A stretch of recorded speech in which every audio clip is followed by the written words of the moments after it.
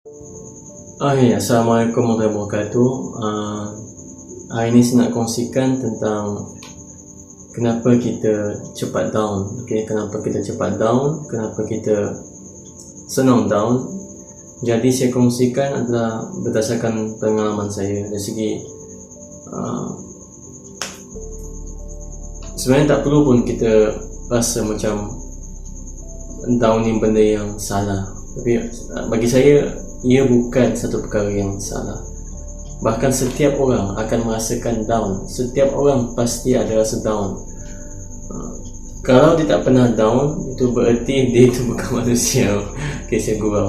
Tapi dekat sini saya tekankan adalah setiap orang pasti ada fasa-fasa ataupun proses dia down. Dan siapa dekat dunia ni tak pernah down? Jadi macam mana kita nak bangun balik? Tapi sebelum kita nak bangun balik dari segi down tu, saya nak tekankan balik bahawa bukan satu masalah ataupun satu problem jika kita down. Bahkan itu sebenarnya adalah perkara yang biasa. Semua itu akan membuatkan kita depressed kalau kita rasa yang kita rasa bahawa kenapa saya cepat down, kenapa saya macam ni. Sebenarnya it's okay not to be okay, macam drama Korea. Tapi benda ni saya nak tekankan bahawa sebenarnya tak ada masalah. Jadi perkara pertama yang kita kena faham adalah it's okay to be not okay. Tak ada masalah kalau kita rasa macam down dan sebagainya. Itu lumrah. Bahkan setiap orang pasti akan ada rasa down. Yang kedua, boleh down tapi jangan terlalu lama. Boleh down tapi jangan terlalu lama, sebab kekuatan seseorang dia berdasarkan sejauh mana dia kuat dia bangun balik, sejauh mana dia boleh secepat mana dia boleh bangun balik. Sebab berdasarkan pengalaman saya, nak ke tak nak kena bangun juga. Nak ke tak nak kena bangun. Sebab bila mana seseorang itu dia down, sebenarnya ia adalah dari segi fasa proses dia tengah belajar something dalam hidup dia. Allah tengah, setiap kali kita down kan, yang cantiknya di sini adalah Tuhan sentiasa memberikan something lesson atau pelajaran untuk buat kita belajar ketika kita tengah down. Jadi Allah sangat baik, Tuhan sangat baik. Ketika kita down, apa tu kita buat adalah dua perkara sahaja, iaitu pertama adalah tiga perkara. Yang pertama adalah dari segi kita redha, kita faham, kita tahu yang bahawa proses ketika tengah down, ketika ada masalah, ada ujian, it's okay to be not it's okay not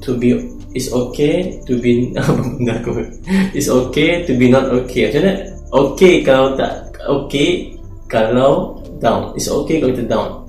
Ada drama Korea ni yang wife saya tengok, tapi saya tahu apa nak sebut. Tapi it's okay to be not okay. Maksudnya tak ada masalah pun kita down. Dan ia bukan satu problem pun kalau kita down. Jadi itu perkara pertama yang kita kena faham betul.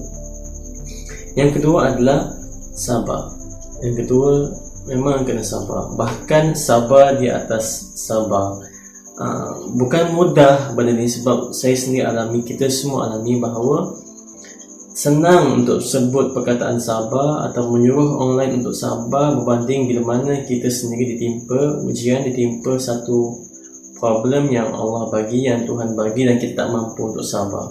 Sebab kesabaran kita hanya mampu dites ketika mana datang ujian. Sebab tu nak ke tak nak kena belajar sabar. Macam nak faham konsep sabar ni adalah bila mana something yang datang kat kita, kita rasa macam okey tak apa, sama ada Tuhan nak hapuskan dosa aku ataupun Tuhan nak angkat darjat aku.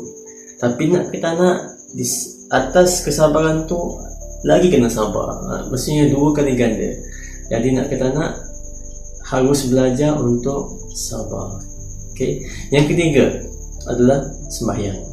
Nak ke tak nak kena sembahyang.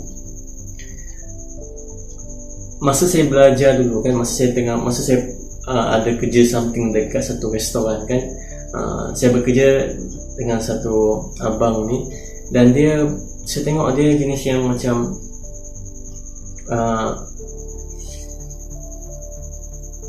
dia sangat memegangkan konsep dari segi bila dia ada masalah kan, saya tak nampak dia macam mengeluh, mengungut, tapi saya nampak dia terus, dia kata kadang-kadang dia tepuk dahi saya, tepuk siapa yang bahu ni, dia kata dah sembahyang ke belum?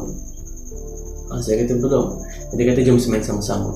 Dan jarang saya nampak majikan mengajak staff dia untuk sembahyang sama-sama, melainkan staff yang mengajak majikan untuk sembahyang sekali. Dekat sini saya tak kata benda ni benda yang macam kata macam apa, nampak sangat alim semua, bukan. Bahkan bagi saya kan tuan-puan, sangat penting untuk menekankan soal sembahyang. Ia bukan hanya soal dari segi macam orang kata kita ni begitu begini, tidak. Maksudnya kan, nak ke tak nak kena sembahyang, nak ke tak nak. Sembahyang ni adalah, kalau tak buat kita akan rasa dapat something. Mungkin putih sebut mungkin meditation dan sebagainya, tapi bagi saya adalah bila mana Allah sebut, bila mana Tuhan sebutkan wasta'inu bis-sabri was-salah, hanya sabar dan solat itu adalah formula. Maksudnya sabar dan sembahyang adalah strategi yang Tuhan bagi.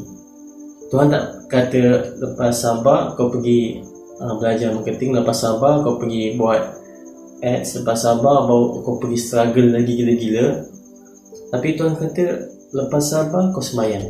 Senang je. Jadi sabar dan sembahyang. Ini 3 perkara ketika kita tengah down yang saya sarankan. 3 tips. Yang pertama adalah it's okay not to be okay. Maksudnya tak ada masalah kalau kita down. Kita kena reda, kita kena faham yang kita sekarang ni tengah diuji, dan kita kena reda benda tu, kita kena faham benda tu. Jadi bila mana kita faham dan kita reda dengan apa situasi yang kita sedang hadapi dan alami, kita akan lebih tenang. Kedua adalah kita kena belajar untuk sabar. Di mana seseorang itu sabar, sebenarnya dia tengah belajar untuk mengawal diri dia untuk tidak melakukan perkara-perkara yang maafkan saya, perkara-perkara yang bodoh atau perkara-perkara yang tak betul. Sebab di saat kita beremosi, di saat kita beremosi kan, kita tengah pemikiran tak berwaras, jadi benda tu tak nak happen. Jadi nak kita nak, kita kena belajar sabar supaya kita faham bahawa okey, ini boleh, ini tak boleh, ini baik, ini buruk. Jadi kita faham benda tu, sabar. Dan Tuhan sentiasa bersama dengan orang sabar. Ketiga adalah sembahyang. Nah, kita nak kena belajar bila ada masalah sembahyang, bila ada masalah sembahyang. Kalau tak settle lagi, sembahyang lagi. Okey. Adik, ini pesan guru saya. Kalau tak settle lagi, sembahyang lagi. Kalau tak settle lagi, sembahyang lagi sampai settle. Jadi insya-Allah, sebab kesimpulan di sini saya nak tekankan adalah